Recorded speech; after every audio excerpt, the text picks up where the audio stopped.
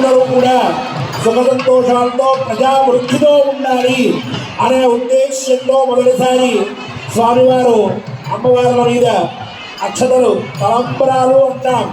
వీటినే తలంపురాలు అనేవాళ్ళు పూర్వకాలంలో. అంటే ఆ ఆలోచనలు ఏవైతే ఉన్నాయో అవంతా కూడా ధర్మ ప్రతీకములు కావాలి అనేటటువంటి ఉద్దేశ్యంతో ఈ యొక్క భార్యాభర్తను నూతన వధువు వరకు ఒక రకమైనటువంటి చిద్విలాసంతో ఒకరి మీద ఒకరు పోల్చుకోవడం, చక్కగా ముత్యాలు స్వామివారి మీద మొట్టమొదటిగా వారు సమర్పించడం జరిగింది. ఎంతో అత్యద్భుతమైనటువంటి సన్నివేశం ఇది. ఈ పడేటటువంటి ముత్యాలు లేక ఆ తలంపురాలు అక్షతలు అవన్నీ కూడా ధర్మ బీజాలు అని చెప్పారు మహాత్ములందరూ కూడా. ఇవి ధర్మానికి ప్రతీకలు. స్వామివారి యొక్క కళ్యాణంలో పడేటటువంటి ఒక్కొక్క అక్షత కూడా మన సనాతన ధర్మానికి ఆయువు పట్టును అని చెప్పారు.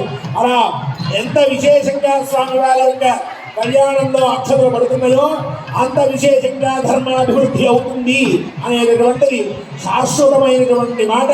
మనందరం పుణ్యాత్ములం. చూడండి, అమ్మవారిలో ఒక్కసారిగా కనిపిస్తూ ఉన్నటువంటి సౌందర్యం ఏమిటో సిగ్గుపడుతున్నట్టుగా కనిపిస్తున్నారు అమ్మవారిని తెరువు కూడా.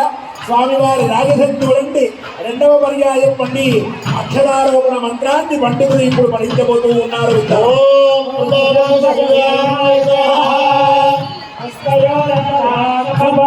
కామస్య తృప్తిమానందం భాజయే హవా ప్రమోద ఆనందస్య తృప్త్యాం ప్రతిగ్రహే సత్యమశీమహి రూపమన్నస్య శ్రేష్రజదాత్మయే